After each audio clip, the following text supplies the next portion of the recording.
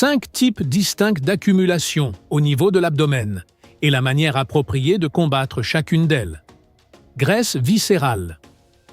Vous vous observez dans le miroir et vous remarquez que votre ventre ne semble plus souple. Il est désormais ferme, proéminent, comme si quelque chose depuis l'intérieur le poussait vers l'extérieur. Les vêtements ne s'ajustent plus à la taille, même si vos jambes restent fines. Vous passez la nuit à ronfler et au réveil, vous êtes encore épuisé. Votre tension artérielle a augmenté sans raison évidente. Lors des analyses médicales, le taux de glucose est apparu extrêmement élevé. Le cholestérol a également augmenté et le foie présente une inflammation. Le spécialiste a mentionné un terme préoccupant, le syndrome métabolique. Cette accumulation ne se situe pas sous la peau. Elle entoure les organes internes, comprime le foie, exerce une pression sur le pancréas et enveloppe les intestins. C'est la plus risquée, car elle libère des composés nocifs directement dans la circulation sanguine. Chaque centimètre supplémentaire au niveau de la taille vous rapproche davantage du diabète, de l'infarctus et de l'accident vasculaire cérébral. Il ne s'agit pas d'esthétique, mais d'un danger silencieux qui progresse à l'intérieur de vous.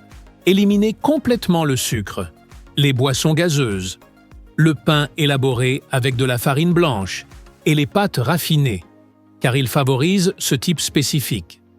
Augmentez la quantité de protéines à chaque repas, des œufs le matin, du poulet à midi et du poisson le soir. Marchez après avoir mangé, même si ce ne sont que 10 minutes. Priorisez le repos nocturne, car dormir peu favorise son augmentation. Contrôlez votre tour de taille. Chez les hommes, plus de 102 cm et chez les femmes, plus de 88 cm indiquent un risque. Il n'est pas nécessaire de tout perdre immédiatement. Réduire seulement 5% diminue déjà considérablement la menace. Graisse sous-cutanée dans la zone inférieure. Sous le nombril se forme ce pli souple qui retombe sur le pantalon. En position assise, il se divise en couches. Au toucher, il paraît doux et mobile. Il ne provoque ni douleur ni gêne, mais il reste présent depuis des années sans disparaître. Vous avez essayé d'innombrables régimes et vous avez perdu du poids sur tout le corps, sauf à cet endroit. Les jambes se sont affinées, le visage a changé, mais le bas de l'abdomen reste identique. Il s'agit de la réserve la plus persistante, car l'organisme la considère comme un stock d'urgence. Chez de nombreuses femmes, après la ménopause, les changements hormonaux orientent l'accumulation vers cette zone. La circulation sanguine y est plus faible et il y a moins de récepteurs sensibles aux hormones qui stimulent la combustion. Elle est plus difficile à réduire, bien que ce ne soit pas impossible.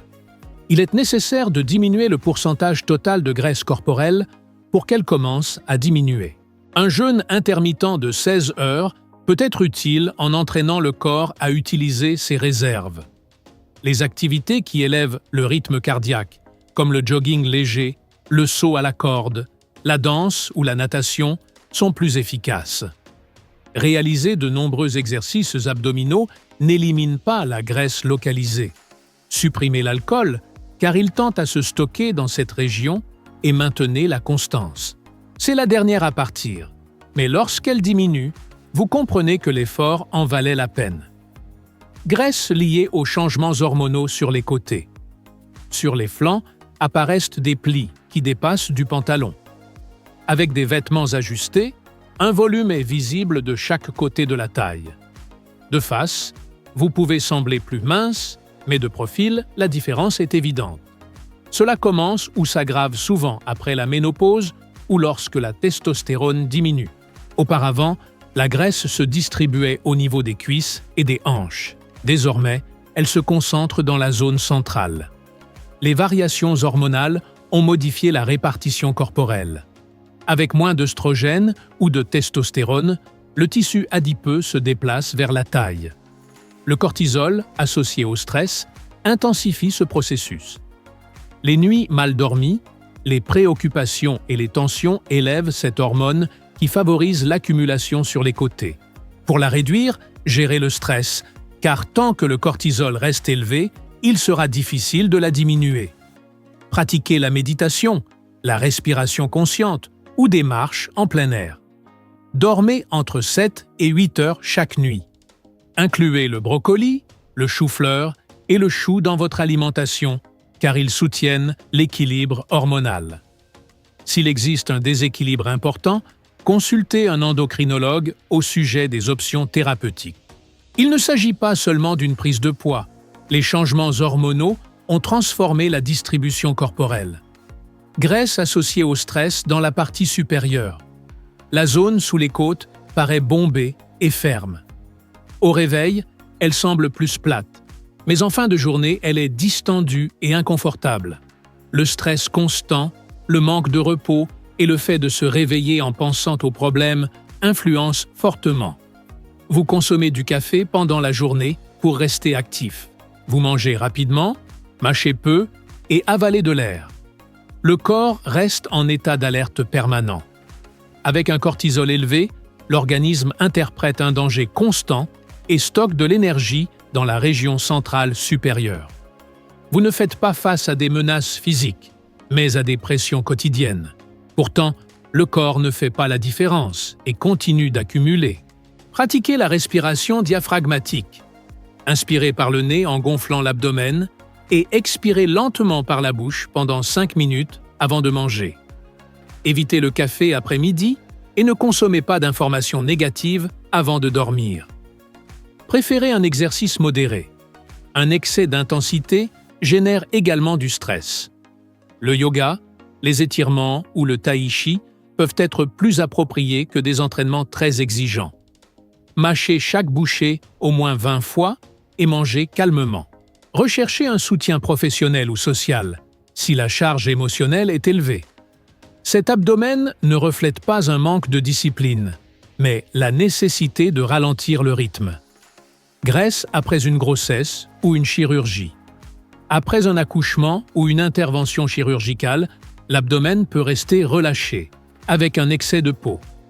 Même si vous perdez du poids, la peau ne retrouve pas sa fermeté. Il existe une séparation sur la ligne médiane où les muscles se sont écartés.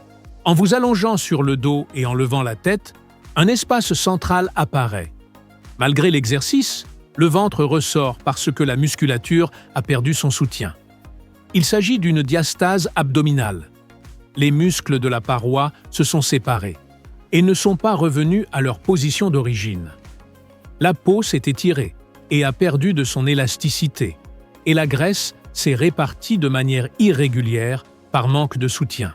Les exercices abdominaux traditionnels peuvent aggraver la situation en poussant vers l'extérieur.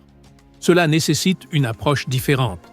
Consultez un physiothérapeute spécialisé dans le plancher pelvien et la zone centrale. Pratiquez des exercices hypopressifs qui activent vers l'intérieur, des planches isométriques et du pilates orienté vers la réorganisation musculaire. Incorporez des aliments qui favorisent le collagène, comme le bouillon d'os, la gélatine sans saveur et la vitamine C. Masser avec de l'huile de rose musquée peut stimuler la peau. Maintenez une bonne hydratation.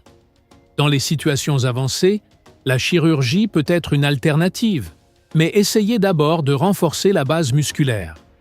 Il ne s'agit pas d'une faiblesse. La structure a été affectée et nécessite une reconstruction progressive. Maintenant, dites-moi quelle forme d'accumulation vous identifiez le plus dans votre corps. Si ce contenu vous a intéressé, le matériel affiché à l'écran pourrait également vous être utile. Sélectionnez-le et découvrez 7 tests nocturnes pouvant soutenir la réduction de la graisse viscérale.